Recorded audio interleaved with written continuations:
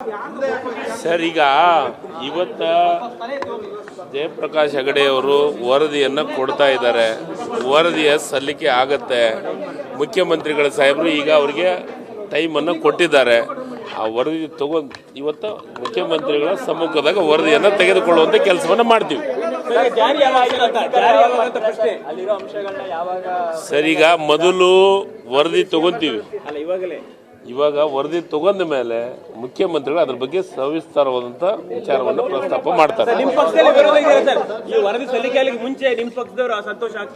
Sir, ಈಗ ವರದಿನ ಬಂದಿಲ್ಲ, ವರದಿನ ನೋಡಿಲ್ಲ. ಇವತ್ತು ವರದಿ ತಗೊಂತಾ ಇದ್ದೀವಿ. ಯಾರಿಗೆ ಅಸಮಾಧಾನ ಪ್ರಶ್ನೆ ಇಲ್ಲ. ಅಲ್ಲ, ಹೌದು. ನಾನು ನೋಡಿ, ಜಾತಿ ವರದಿ ಅಲ್ಲ ಅದು, ಜಾತಿ ಜನಗಣತಿನೂ ಅಲ್ಲ ಅದು.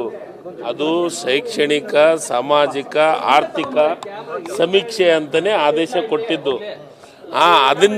ಅದನ್ನ ಈಗ ನಾವು ತಗೊಂಡ ಮೇಲೆ ಗೊತ್ತಾಗತ್ತೆ ಏನಿದೆ ಎಂತಿದೆ ಅನ್ನೋದು ಹೇಳ್ತೀವಿ.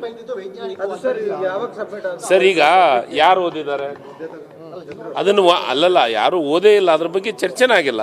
ಈಗ ತಗೊಂತಿದ್ದೀವಿ, ತಗೊಂಡ ಮೇಲೆ ಅದ್ರ ಬಗ್ಗೆ ಮಾತಾಡ್ತೀವಿ. Yes sir, thank you. News first, ನಿರ್ಭೀತಿಯಿಂದ ನಿಮ್ಮ ಪರವಾಗಿ.